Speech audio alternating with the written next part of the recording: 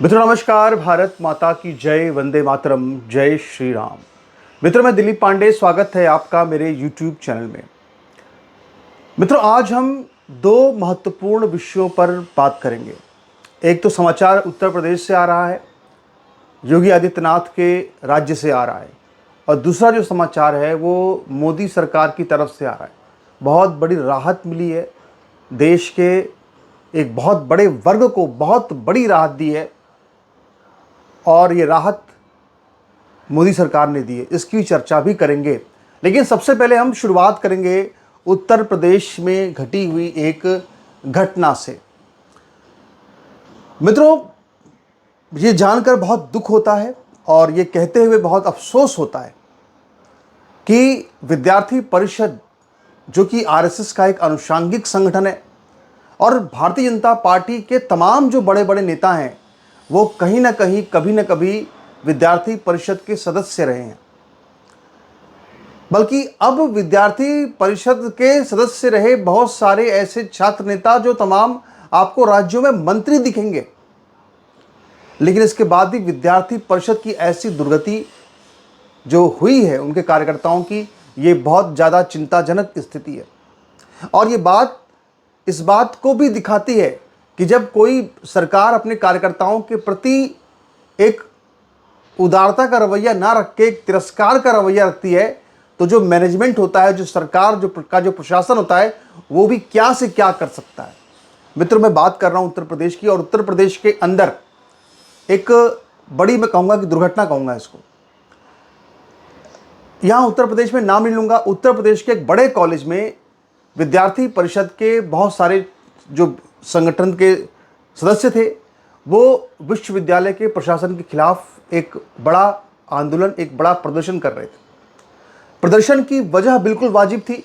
वजह वाजिब इसलिए थी क्योंकि जो विद्यार्थी परिषद हैं और बहुत सारे वहाँ के जो छात्र हैं, उनका ये कहना है कि ये जो विश्वविद्यालय है जिसकी मैं यहाँ चर्चा कर रहा हूँ, नाम नहीं ले रहा हूँ, वो विश्वविद्यालय लॉ की डिग्री तो बांट रहा है या वो लॉ की छात्रों का एडमिशन तो करा ले रहा है, लेकिन उसके पास कोई वैलिड प्रूफ नहीं है कि वो इस संबंध में शिक्षा दे सकता है कि नहीं दे सकता है।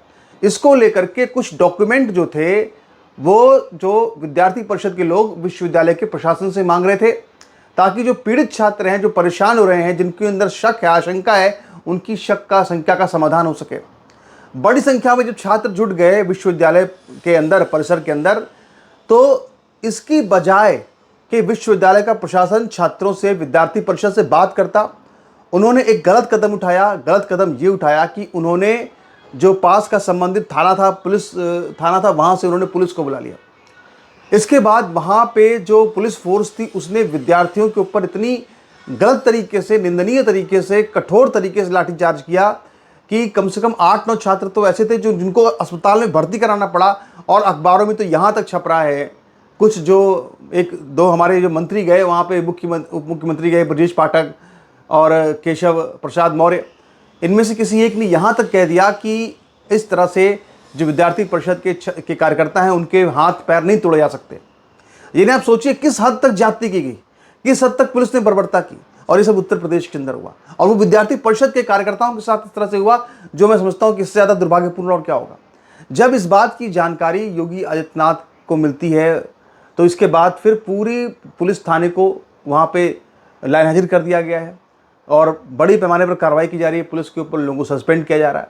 लेकिन सवाल ये उठता है कि ये जो एक्शन हो गया, ये विद्यार्थी परिषद के वर्कर्स के ऊपर, अपने ही कार्यकर्ताओं पर ये जो एक्शन सरकार की प्रशासनिक मशीनरी ने लिया, क्या वो सही था? बिल्कुल गलत था।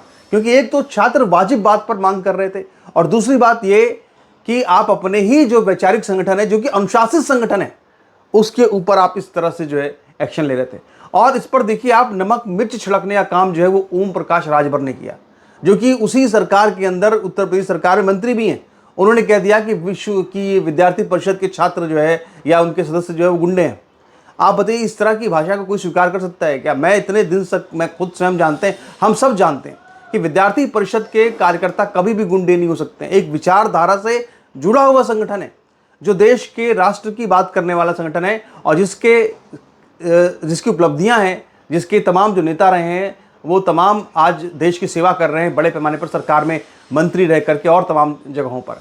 तो इस तरह के आरोप लगाना ओम प्रकाश राजभर के द्वारा, और इसके बाद जब वहाँ पर जो विश्व विद्यार्थी परिषद के छात्र थे वहाँ पर जब पहुँचे विरोध के लिए, तो उस पर भी विवाद शुरू हो गया।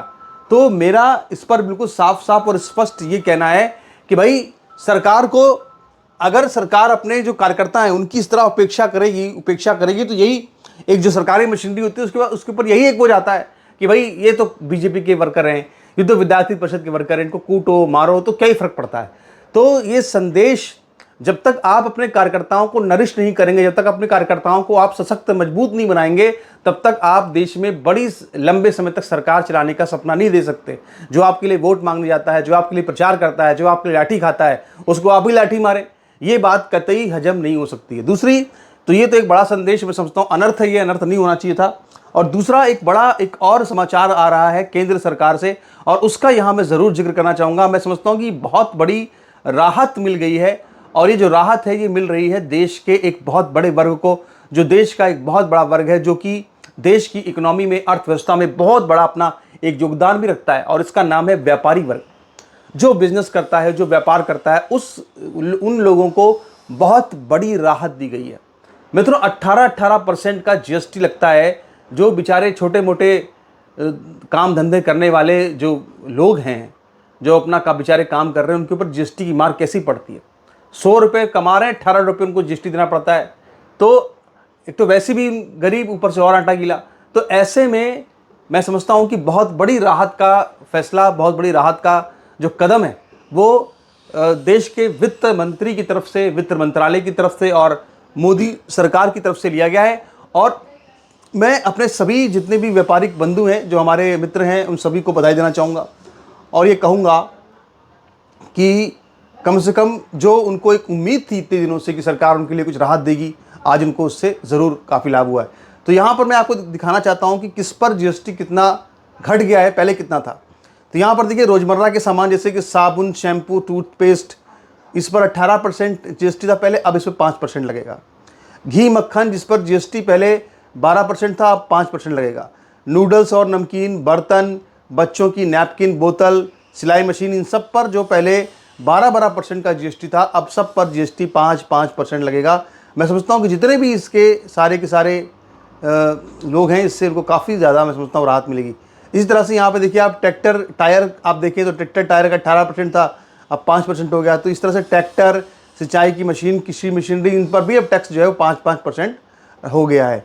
सेम इसी तरह से आप देखिए अगर, तो इसकी जो सबसे ज़्यादा जो एक मैं कहूँगा कि जो एक, क्योंकि सामान जब महंगा हो जाता है तो उसकी मार कहीं ना कहीं व्यापारियों पर पड़ती है, और इसका असर जो है वो मेन देखा जाए तो व्यापारियों पर पड़ता है कि दाम बढ़ जाते हैं। दूसरा ये कि जनता ही दाम देती है, ऐसी बात नहीं है, पर जब वो देखती है कि दाम इतने बढ़ गए तो उससे फिर असर पड़ता है। दूसरा ये कि एक और लाभ इससे ये होगा कि जो आप देखें यहाँ पे हेल्थ सेक्टर आप देखें ऐसे, तो यहाँ पे health insurance, thermometer, oxygen, diagnostic kit, यहाँ पे पहले 18% था, 12% था, अब यहाँ पे हेल्थ इंश्योरेंस पर 0% कर दिया गया है, और थर्मामीटर पर जो है वो घटाकर 5% कर दिया गया है। तो जो 2 स्लैब बना दिए गए हैं, एक 18%, एक 5%। 12% वाला जो स्लैब था उसको पूरी तरह से ख़त्म कर दिया गया है। ऑटोमोबाइल देखिए, छोटी कारें, मोटरसाइकिल पे पहले 28% का जीएसटी था, अब ये मध्यम वर्ग के लिए बहुत बड़ी राहत की बात है कि जो बाइक खरीदने जाते हैं, जो छोटी कार खरीदने जाते हैं, उनको बहुत इससे राहत मिल जाएगी। 18% वहाँ पे उसको भी कम कर 10% वहाँ पे कम कर दिया गया है। शिक्षा में आप देखें अगर, तो शिक्षा में जो पहले map, chart, global, pencil, exercise book की 12% था, 5% था, ये सब घटा के 0% कर दिया गया है। अब इससे सबसे बड़ा लाभ किसको होगा? उपभोक्ताओं को तो लाभ होगा ही, क्योंकि उनको सस्ता मिलेगा, लेकिन व्यापारियों को भी एक जो सरदर्द है कि भाई कीमत बढ़ रही है, उससे उनको भी काफ़ी हद तक जो है वो लाभ मिलेगा। यहाँ पर इलेक्ट्रॉनिक डिवाइस जैसे मान लीजिए हो सकते हैं, तो यहाँ पे air condition, TV, washing machine, इन पर जो पहले 28% था, तो वो अब सब 18% हो गया है। तो मैं समझता हूँ कि ये सरकार का एक बहुत ही अच्छा फैसला है, और सरकार को इसी तरह से आर्थिक सुधार करते हुए टैक्स जितने आप कम रखेंगे, क्योंकि आप देखो कोई लाभ, हालांकि मैं कोई इसका वो नहीं कर रहा, लेकिन होता क्या है कि हम टैक्स देते हैं, हमारे टैक्स से क्या होता है आप जानते हैं क्या होता है? हमारे टैक्स से सबसे ज़्यादा टैक्स का पैसे का उपयोग जो सरकारी मशीनरी में हो रहा है, अस्पतालों में, हर जगह पे आपको वहाँ सबसे ज़्यादा जिहादी मिलेंगे भरे हुए। आप किसी भी सरकारी अस्पताल चले जाओ, आपको वहाँ पे भीड़ मिलेगी बुर्के वालों की और टोपी वालों की अपना इलाज कराते हुए। सबसे ज़्यादा वही उपयोग कर रहे हैं हमारी पूरे टैक्स का। तो इसीलिए आपको, हमको, सबको ये चाहिए कि आपकी जितना कहते हैं ना कि हमारे यहाँ पे कहा भी गया है कि सूर्य जो है इस तरह से जब नदी में सूर्य की किरणें पड़ती हैं तो सूर्य इस तरह से जल का अवशोषण करता है कि नदी को पता नहीं चलता कि जल को सुखाया जा रहा है। लेकिन वही सूर्य जब बदले में वर्षा करता है तो नदी को लगता है कि वाह वाह क्या बात है, पानी ही पानी हो गया।